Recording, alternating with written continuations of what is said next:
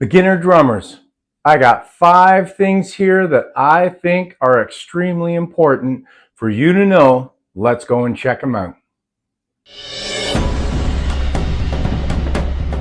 Hello and welcome to Tim Conley Drums. As I just stated, I got 5 things here. For beginner drummers, that's what I'm targeting. However, this can be used for anyone, even up to advanced drummers, really. This is 5 pieces of information and 5 pointers that I believe are extremely important, especially for beginners, but this is good for all levels. So the first one is technique is extremely important. Now, technique involves how you hold the sticks, how you physically hold the sticks, how they sit in your hand, how you get the stick to bounce off of a drum, i.e. the Freestroke technique. And you can check a video out I just put out recently about the Freestroke technique. The molar technique, which is a whipping, power-generated technique. The Billy Gladstone finger techniques, where you're using your fingers to get the sticks to move.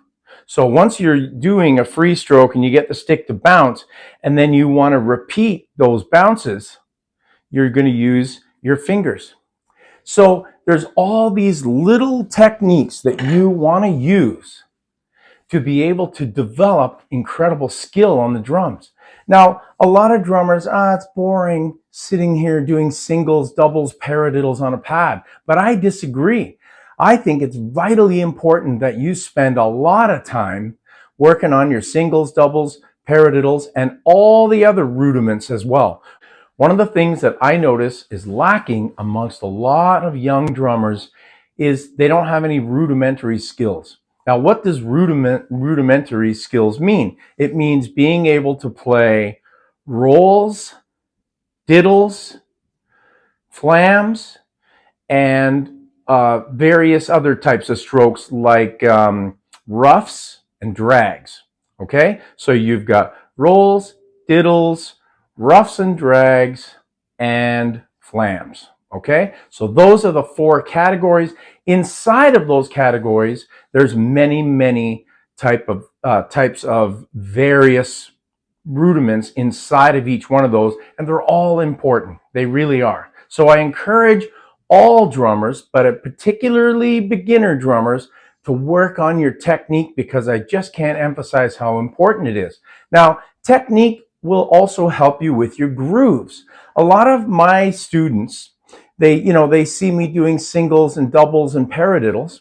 Okay, I can play singles, doubles, paradiddles at incredible speeds. Okay, great. But really, what I'm really focused on is being able to translate what I do on the pad to the drum kit, whether it be in a groove or whether it be phrasing around the kit. Okay, so it's not just about developing singles, doubles, paradiddles, and all your rudiments to incredible speed levels. That's actually way down the list of priorities. What it is more about is translating what you do on the pad to what you actually do groove-wise and phrasing-wise on the drum kit. So I really want to emphasize that. I think it's really important. So technique, extremely important. Next thing, to go fast, you must go slow first. Now, a lot of my students struggle with this. What do you mean, if I want to go fast on the drums, what do you mean I have to go slow? Shouldn't I just go fast? Well, the answer is no. When I was in music school, studying with some of the world's greatest drummers, quite frankly, every single exercise, they got me to do it at 55, 60 was the most common tempo, and 65 BPM. So here I am working on Gary Chester's New Breed book, and I was able to do the book at a fairly decent speed, but the teacher said to me, speed doesn't matter. He said to me, to go fast, you must go slow. Now, that also carried over into my studies with Dom Famularo. He would make me do things incredibly slow. So when I was learning the free stroke, you throw the stick, get it to bounce, Then once it bounces back up, you stop and you look at your hand and you assess. And then once your hand is in the correct position, you throw it down again and you bounce. Stick bounces back up, you stop. So it's ridiculously slow. It's out of time too. It's not even in time. But what happens is you train your hand to resume the same starting position that you started in. And how do you do that? You do it slow. Now, muscle memory is another element. To create muscle memory, you have to go slow to create the muscle memory. Every teacher I have had told me to do everything slow to go fast. When I was a young drummer, I didn't understand that. Now, as a much older and more experienced, wiser drummer, and with 40 years of drum teaching under my belt, I know that those teachers were giving me the exact correct right advice. So I'm telling you right now, beginners, intermediates, even advanced players, you want to go fast, you've got to learn to get your technique down. How do you get your technique down? You do it slow, you create muscle memory, and you make sure that you're doing it correctly. You're loose, you're super relaxed, and that when the stick bounces back into your hand, or when the stick hits the drum, or even in that time when the stick is in the air, i.e. Freddie Gruber technique, you've got to be able to assess all aspects, hitting the drum, the air, and the finish. So you want to have those three things all under control. The only way to assess all three of them is doing it slowly. Then, as you start to develop the muscle memory and you notice in your assessment that the stick is bouncing nicely, the stick is moving in the air, and the stick is getting right back to the start position. Once those three things start to come together at a slow tempo, then you start to speed it up. So remember, to go fast, you must go slow first. And I'm going to do a specific lesson down the road on this topic. Today, I'm not actually doing any playing. I'm just talking about 5 things to make you better now. So take my advice. Next one, learn to read music. Now, some drummers are going to argue with me. Oh, I've been playing drums for 35 years. I don't know how to read one note. And there's been Ringo didn't know how to read. Buddy Rich didn't know how to read.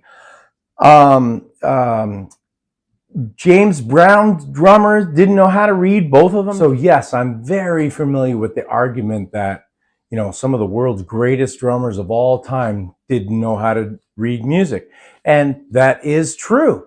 But we're not all Ringo, Buddy, I mean, Jabo Starks. We're not all these skill level of these guys. I'm not even sure if Dennis Chambers knows how to read, but still, the point I'm trying to make is these guys are exceptions to the rule. For the rest of us, for our mere mortal drummers, I think it's really important to learn how to read because it's just going to make your life so much easier. Anyways, you got to trust me here as well. So like I said, a lot of pros, they don't know how to read. But the ones that do know how to read tend to get a lot more of the studio work because oftentimes in the studio, you're dealing with charts. That is one thing. But very few of us, let's be honest, how many of us really get a lot of studio work? I mean, I've done a fair bit of studio work, but unfortunately it's kind of a dying breed with drum machines and other devices, AI for that matter, taking over. It's a dying breed. And nowadays, only the best of the best get the studio work. That's just the way it is. Now, if you can read, it speeds things up. So I'll give you an example of, let's say I get a call on a Monday, which is unusual, but let's just say this happens because this has happened to me.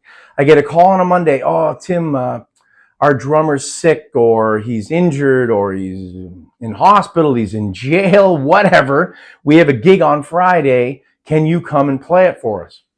So send me all your songs. Now, some of the songs I'm going to know, but the ones that I don't know, I chart. The only way I can chart these songs is I know how to read, and I know how to read at a very high level. So being able to read, I've also developed my own method of charting and how I get things done. It only takes me a few minutes, literally, to chart out a song. It does not take me long. The most time I ever spend charting a song is if it's a complicated song. Might take me half an hour, 45 minutes, if it's something really, really complicated. But for most pop, rock, disco, funk, and country tunes, it does not take me long to chart out those tunes. But I still got to know what I'm doing in terms of form of music, notation, how to write the grooves out, how to write the transitionary fills, how to write the phrases, and understanding the complete form of the tune, the intro, the verse, the chorus, the bridge, the solo section, the pre-chorus, the outro, etc., etc. So I do believe that reading is very, very important. Now, another thing about reading is there's a million drum books out there. If you don't know how to read, the drum books are useless to you. And it's all memorization. It's really hard to memorize a lot of songs, especially complicated songs. I want you to check out this video by Drumeo. It's Kenny Aronoff hears Yes for the first time. And he plays a Yes tune, but he charts the whole Yes tune out without hearing the drums. He just comes up with what he thinks the drum part is. So you guys go and check that Kenny Aronoff video out, and you'll see how unbelievably important it is to read, because he's listening to the song and he's able to figure out, what am I going to play? Well, imagine, he even admits in the video, I can't memorize this song. It's too complicated. There's too many time signature changes. There's too many feel changes. There's too many fills. There's this, there's that. Being able to write it all down makes your world a lot easier to live in as a drummer. So for you drummers out there, I don't need to know how to read drumming or read music. I've been able to survive this long. Even for you guys, I encourage you to learn how to read. Get a good teacher, learn how to read. It's vitally important. For beginners, all beginners should be reading along with learning how to play. Now, if you don't have a teacher, I do recommend getting one. But if you decide that Drumeo is your teacher, or, myself, if you decide my videos are your teacher, or Mike Johnson, or whoever, Ray Brown, whoever you want to get to teach you, if you're going to use the internet, I still recommend trying to learn how to read, because a lot of those guys will put up parts, and you have to be able to read to understand those parts. Don't completely rely on your memory, because oftentimes your memory is going to fail you. Right now in my lessons with all my students, every single one of my students is learning how to read charts and learning how to read all the chart down, beginning to end, and I refuse to let them memorize it. I mean, they're going to memorize it. I shouldn't say I refuse to let them memorize it. What I mean is, I don't want, if the chart is here, I want them looking at the chart and following it. I don't want them guessing where things are, glancing at the chart but not knowing where they are, and sort of just fumbling their way through it. I want them to be reading the chart down and knowing exactly we're on bar 6 of verse 2, whatever, I want them to know exactly what's going on. So the chart reading, in my opinion, is vitally important, and it's going to get you work. It's going to get you gigs. Trust Kenny Aronoff if you don't trust me. Next one is, groove is more important than chops. Groove will always get you the work way before the fancy licks. Now, some of my favorite drummers are the guys with the fancy licks. I love Neil Peart. I love Thomas Lang. I love Marco Miniman. I can go on and on and on naming chops guys, But really, a lot of the chops guys, they also know at the highest level that, yes, they've got great chops and it's awesome, but they know that if they're going to play anything other than extreme metal, progressive rock, if they're going to play anything that's, jazz fusion, even jazz music, if they're going to play that stuff, The chops obviously comes in handy, but the ultimate thing is groove is king. It doesn't matter what style of music. Neil Peart, with all the chops that he has, he's an incredible timekeeper and an amazing groove player. So while chops is fun, it's flashy, show off to your friends, you like to, I mean, I'm guilty of it too. I like to show off some chops when I'm performing, but ultimately, if you want to get people moving and dancing and reacting, the best drummers play to the song and to the groove. The groove is king. The groove is always king. I think it was Steve Gadd that said, the groove fills bring the thrills, but groove pay the bills. That's 100% correct. The other thing is, your fellow bandmates, they don't really care too much about the chops. They want to know that they can rely on you musically. You're going to be in the right place at the right time, that you're playing the right grooves and it sounds good, and that you're making them relax and make them feel better. The groove and laying in the pocket and just, sitting in that pocket, of course you're going to play some transitional fills between the verse and the chorus and whatnot. The intro to the first verse, the chorus to the outro. There's always going to be fills in there. But the meat and potatoes of the song is the groove and relaying a message when the singer is telling the story of the song, because ultimately music is poetry being sung. So you don't want to get in the way of the singer. That's another thing. A lot of studio musicians, they realize this and they play to the song. The greatest studio drummers are always guys that play to the song. Bernard Purdie, Jeff Piccaro, many other guys. I just can't think of a whole pile of other guys off the top of my head, but so many of the groove players are also the guys you hear about being over and over in the studio. Kenny Aronoff.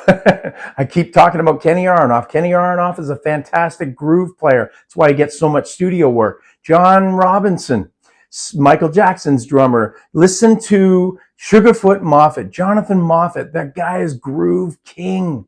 Groove king. Because groove is king, ultimately, in music. All right. The last thing, these aren't really in order. I mean, I do have 5. They're all equally important. I didn't really rank them. They're all equally important. But number 5 is you have to spend time in the wood shop, meaning you've got to practice.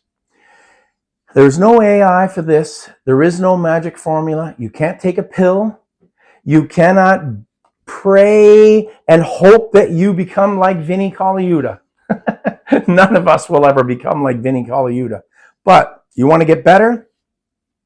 You got to sit on that pad. You got to sit on that drum kit. You've got to practice musically. You've got to play with your friends in a band. You've got to play music at school. You've developed, and it takes time. It does not happen overnight. I mean, I have so many parents, when's he going to be able to, when's he going to be good?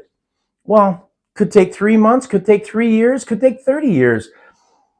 Everybody's different. But I do know this, though, and this is my answer to the parents, because I can't give them an exact time. I don't know. But I do tell them this. If little Jimmy puts the effort in, I guarantee from this day, let's say 6 months from now, if he's practicing every day and putting the time in, he's going to get better. Now, think about playing hockey, playing golf, swimming, any type of a sport, dance, or any of the instruments. The only way to get better is repetition. Your body gets used to the motions. Your body gets used to the feel. In the case of musicians, the musician gets used to the feel of the sticks in their hands. They get used to the feel of the stick hitting the drum. A guitar player gets used to the strings, gets used to the feel of the guitar. There's all these feel things that need to be developed. That takes time and effort. So put your time in if you want to get good. I cannot give you a time limit how long it's going to take you to get good. You could practice for years. I taught a kid for 5 years, and it was basically lesson 3. He got to 1, 2, 3 in terms of development. He just wasn't a naturally gifted drummer. Not all of us are. Some of us, I have some students that go from 0 to 100 in just a few months. Wow, this kid's playing songs and really doing well. Other kids, it takes 6 months, a year before they can even play the simplest song. So don't be hard on yourself in that way. We all develop at different levels. We all develop at different speeds. But I can guarantee, even though you're developing slowly, if you put the practice time in, you are going to improve. And that's my answer to all parents or even adults that say to me, hey, Tim, how long is this going to take before I can play, Spirit of Radio by Rush? Well, that's going to take a long time. Anyways, guys, thanks very much for joining me. I hope that these 5 tips really help, like I said, beginner to even the most advanced players. Take my advice and take Kenny Aronoff's advice. Thanks very much for watching. See ya.